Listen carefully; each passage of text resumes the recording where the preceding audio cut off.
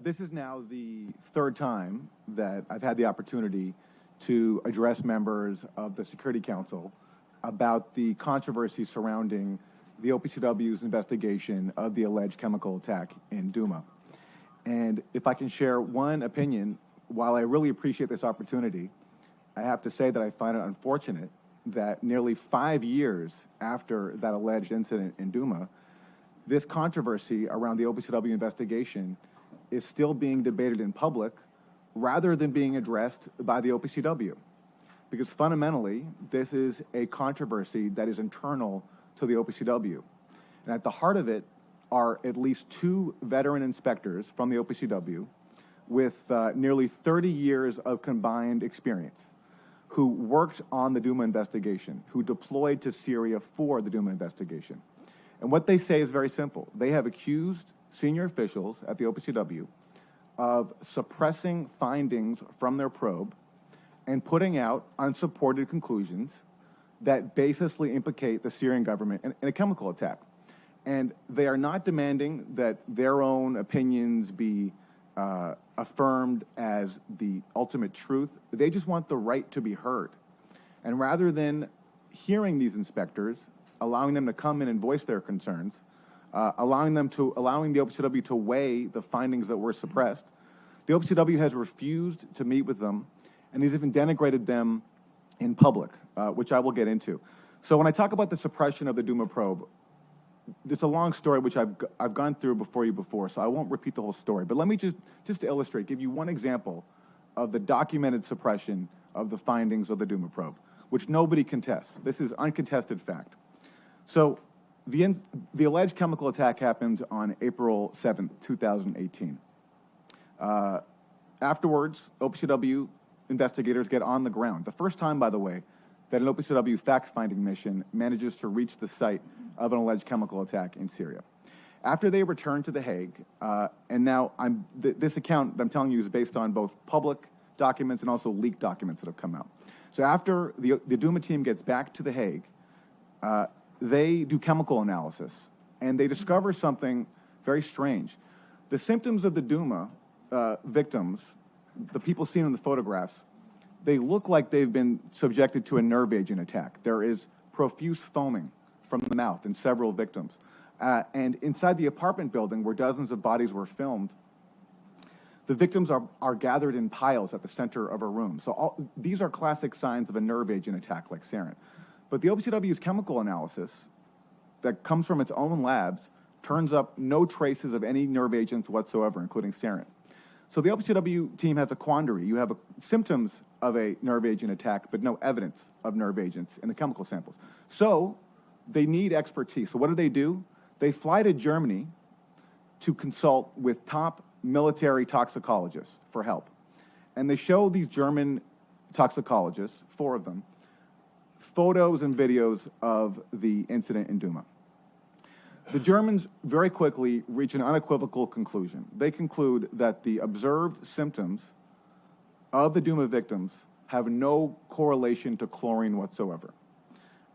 And one member of the Douma team, who is present at this meeting, writes in an email subsequently that was leaked, and this member is not one of the dissenting inspectors that we know about. This member is the head of the OPCW laboratory, who is not one of the dissenting inspectors that are publicly known. And this head of the OPCW laboratory even reports that one of the Germans raised, quote, the possibility of a staged attack, unquote, in Douma, because, quote, the circumstances of death for the victims do not match chlorine. So that is one of the members of the OPCW, not one of the dissenting inspectors, reporting back that one of these German experts who they consulted pointed out that this could be a staged attack on the grounds that the symptoms of the victims do not match chlorine. So the OPCW team puts this into its report. They write up an original report in June 2018, including all their findings, including the assessment of the German toxicologists that the circumstances of the deaths and the symptoms displayed in the victims do not match chlorine exposure. What happens to that finding? It gets erased.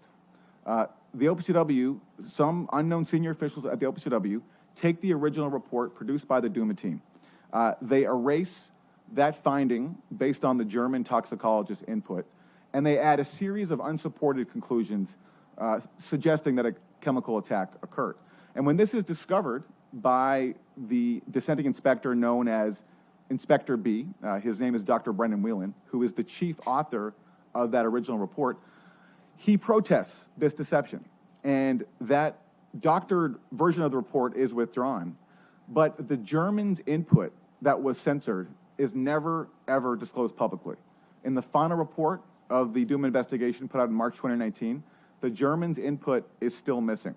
Now, that final report put out in March 2019, it does say that after the Germans were consulted in June 2018, the OPCW went back and heard from 5 more toxicologists to get their input. But they don't tell us what these 5 toxicologists said.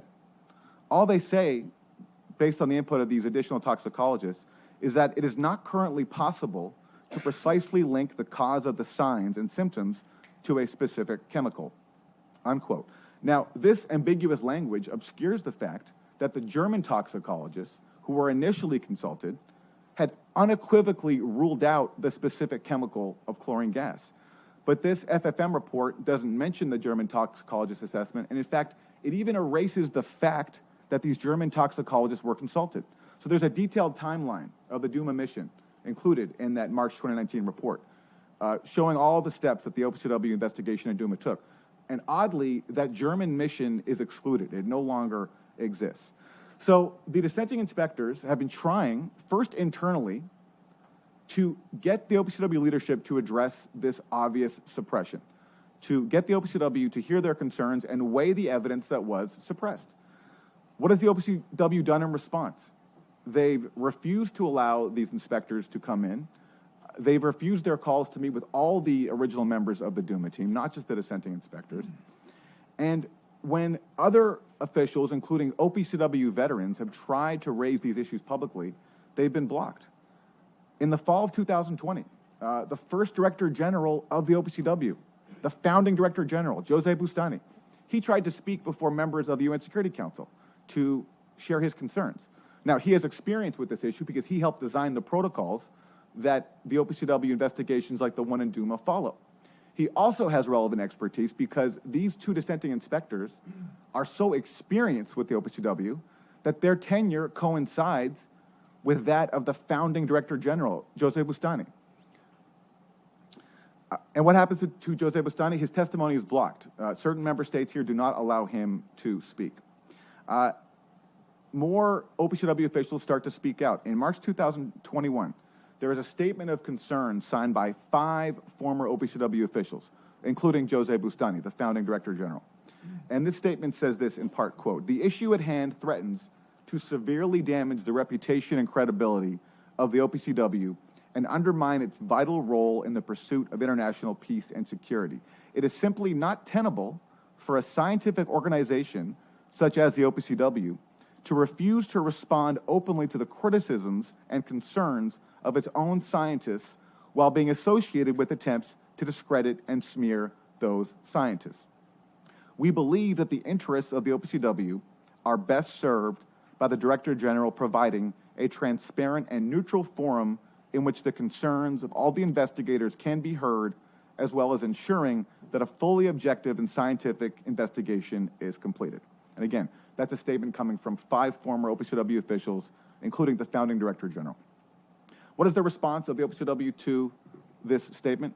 Well, Hans von Sponeck, who was a former senior UN official who spearheaded this statement, he sends that statement to the Director General. And Hans von Sponeck has told this council before that he received that letter back to him returned to sender. The Director General refused to even open it. So that's the response of the OPCW. Suppressing its own findings, refusing to allow the dissenting inspectors to be heard, and then when other former OPCW officials weigh in and just try to have the facts addressed, will not even open up the letter containing that call. And by the way, when that statement of concern referred to efforts to discredit and smear the scientists, that's a reference to an inquiry that the OPCW put out in early 2020 that accused the inspectors of some breaches One of the inspectors, Inspector B, Dr. Brendan Whelan, they accuse him of a breach, but they don't even specify to us what it was, and they call these inspectors erroneous and uninformed, but they don't object to a single fact that they've raised. So that is the response of the OPCW so far. Suppressing findings and stonewalling any accountability. So fast forward now to January of this year, and finally we get a response to by the OPCW to all the concerns that have been raised in the form of this new report put out by the IIT, the Investigation and Identification Team. The previous speaker raised some issues that surround the creation of the IIT. I'm going to put that aside and just take the IIT's claims at face value and address some of the glaring inconsistencies in those claims. Now, first of all, the IIT's mandate is to identify individuals as well as entities, groups, and governments directly or indirectly involved in the use of chemical weapons.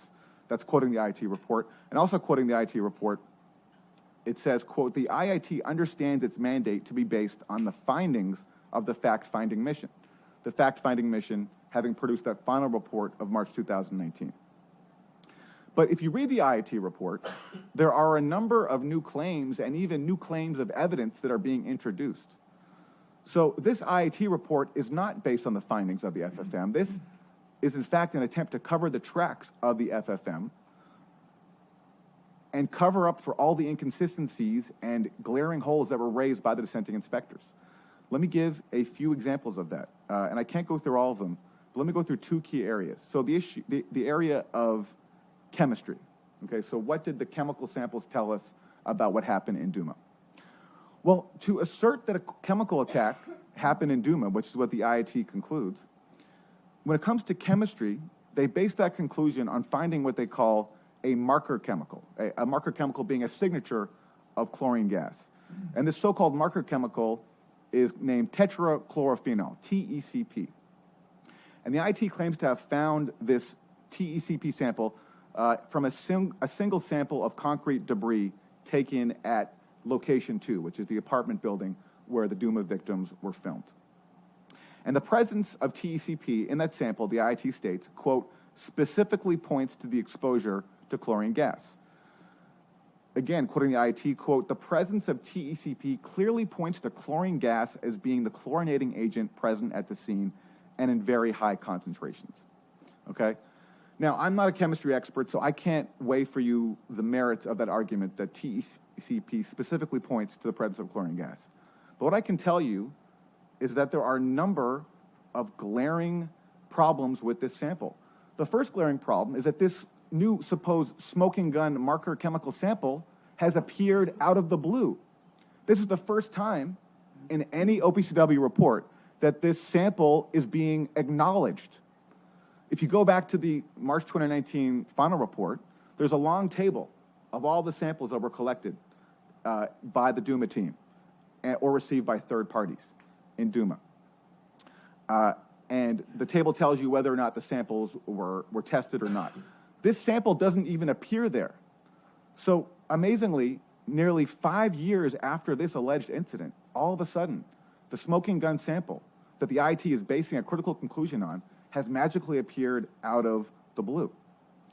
The report tells us even that the OPCW received this sample back in July 2018, in the very early weeks of this probe. Why was it never disclosed back then? Why is there no mention of it in the March 2019 final report? The IIT does not tell us. But then we find something just as glaring. This sample was not collected by the OPCW. The OPCW, as I mentioned earlier, sent a team on the ground who collected samples. They collected dozens of samples. This sample, that is now their newfound smoking gun, was not collected by them. The OPCW instead tells us that it was collected by a third party, which doesn't identify, which is extraordinary. So you're relying on a smoking gun sample that you're disclosing now for the first time and that you didn't even collect yourself. This is all the more remarkable because OPCW policy, the protocols of the foundational protocols of the OPCW specifically say that the OPCW has to control its own chain of custody. Quoting OPCW protocol, if, quote, a sample was not under OPCW custody, unquote, at any point during a mission, quote, it will not be accepted for OPCW verification purposes. As one OPCW spokesperson explained back in 2013, the OPCW, quote, would never get involved in testing samples that our own inspectors don't gather in the field because we need to maintain chain of custody of samples from the field to the lab to ensure their integrity. In Douma, that foundational protocol has been violated. What gets even more extraordinary about the OPCW relying on a newly disclosed sample collected by an outside party is that the OPCW collected a sample from that exact same spot. So this extraordinarily useful TECP sample is described by the OPCW as having been located, quote, in the room under the crater and the cylinder. But going back to that March 2019 final report, which lists all the samples that the OPCW collected, we learn that the OPCW itself, the own inspectors, they collected sample from concrete debris located, quote, in the room under the cylinder, the exact same spot. So the OPCW now is relying on a sample that it's newly disclosing, collected by a third party, and they're relying on that sample over a sample collected by its own team, collected in the exact same location. Now, the OPCW, in relying on the sample, is also overlooking a very key finding. It's actually one of its own findings. So the OPCW claims that the presence of this TECP sample points to the presence of chlorine gas. But what they overlook is that, again, going back to that March 2019 final report, another TECP sample was collected, a very similar one, but not at location 2. It was collected in the tunnel leading to the hospital. But back then, the OPCW never claimed that the presence of that sample proves chlorine gas, and the IAT is not claiming that the presence of that sample in the tunnel proves chlorine gas. So the OPCW is claiming that the presence of TECP at location 2 proves chlorine gas, but they're overlooking the fact that they also discovered TECP in the tunnel leading to the hospital, and they're not claiming that a chlorine gas attack occurred there as well. And there's no effort to explain that contradiction. Now, I said earlier that I'm not in a position to weigh the merits of the claim that the presence of TECP specifically proves chlorine gas. What I can tell you, though, is that I was given a study from 1992 called Determination of Environmental Caused Chlorophenol Levels in Urine of the General Population. Now, TECP is a chlorophenol. And what this study says is that these chlorophenols, including TECP, are, quote, constituents of urine of the normal population. So the claim that the presence of TECP specifically means that chlorine gas is used, I think, is certainly up for debate, as evidenced by the fact that you also can find the same chlorophenol in urine. And moving on to another key area of toxicology, and this goes back to the assessment of the Germans that was suppressed for unexplained reasons. It should be noted that the Germans were not the first experts to raise doubts that chlorine gas was used in Douma. The very first expert publicly to raise doubts comes from the OPCW itself. His name is Professor Alistair Hay. He is a toxicologist. He was a then member, at the time of the Douma incident, he was a member of the OPCW's Education and Outreach Board. He's highly decorated. He's received the OPCW Hague Award for his contribution to the Chemical Weapons Convention. And on April 10th, 2018, he was interviewed by the Washington Post about the incident in Douma. And this is what he said. He said, "It's just bodies piled up. That is so horrific. There's a young child with foam at the nose and a boy with foam on its mouth. That is much, much more consistent with a nerve agent type exposure than chlorine. Chlorine victims usually manage to get out to somewhere they can get treatment. Nerve agent kills pretty instantly. But in Douma, the victims, quote, have pretty much died where they were when they inhaled the agent. They've just dropped dead. Therefore," Hay concluded, quote, he concluded that the incident, quote, is pretty much consistent with a nerve agent type exposure. And as I said earlier, weeks later, when the OPCW consulted these experts in Germany, they went even further and ruled out chlorine exposure. So now we get the IAT's response to all this, their attempt to offer a counter narrative. they claim to have brought in a, quote, independent expert toxicologist who was not involved in previous assessments of the incident, unquote. Well, first of all, this raises an obvious question. Why not consult the toxicologists involved in previous assessments of the incident? After all, the IIT's mandate is based on the findings of the fact-finding mission. Well, as I mentioned earlier, the fact-finding mission heard from German toxicologists that chlorine is not consistent with the symptoms of the Douma victims. The fact-finding mission also heard from 5 new replacement toxicologists, and we don't know what they said because the OPCW never told us, but why not consult with them? And no explanation is given for why we should take the word of this new toxicologist and supposedly independent toxicologist over all the other toxicologists consulted before. That is left unaddressed. This new toxicologist does rule that, in their opinion, the symptoms of the victims are consistent with chlorine gas. But no evidence is presented that could address the key issues raised by the German toxicologist, which is the inconsistency of the symptoms of the Douma victims with chlorine gas, including the profuse foaming at the mouth. There's no effort to address that. In fact, if you read the IIT report, nowhere does the toxicologist say that the profuse foaming at the mouth, which was raised by the German toxicologist as a very key issue, there's no evidence that this new IIT toxicologist has even addressed that. And nowhere does this toxicologist say that those symptoms, specifically profuse foaming at the mouth, are consistent with chlorine gas. That issue is simply just overlooked. Whereas the key issue raised by the Germans was, or a key issue, was the profuse foaming at the mouth. All of a sudden, this new toxicologist has no opinion on that. This new toxicologist, does tell us, though, when it comes to the foaming at the mouth, in one of the few instances when foaming is acknowledged, this new toxicologist does tell us that the foaming at the mouth is inconsistent with dust exposure, which is an odd statement. First of all, it's very obvious, right? No one would believe that dust could cause profuse foaming at the mouth. But it's also totally irrelevant. No one is accusing the Syria of dropping a dust bomb on Douma or causing bombs that created dust, which then led to foaming at the mouth. The murder weapon here is supposedly chlorine. Why isn't the IIT's new toxicologist, replacing all the other ones, telling us whether or not the symptoms of the victims, particularly profuse foaming, are consistent with chlorine gas? To the extent the IIT weighs in on the symptoms of the Douma victims, the IIT only singles out those symptoms such as dizziness and coughing that are consistent with chlorine, not those symptoms that previous toxicologists said was inconsistent. Those symptoms are not addressed by the IIT, which is another very glaring omission. So let me close by quoting Jose Bustani, who was denied the right to speak before this council, the founding Director General. In his statement that he submitted to the council but was prevented from delivering, he said this, quote, "The dissenting inspectors are not claiming to be right, but they do want to be given a fair hearing. I respectfully request that you grant them this opportunity.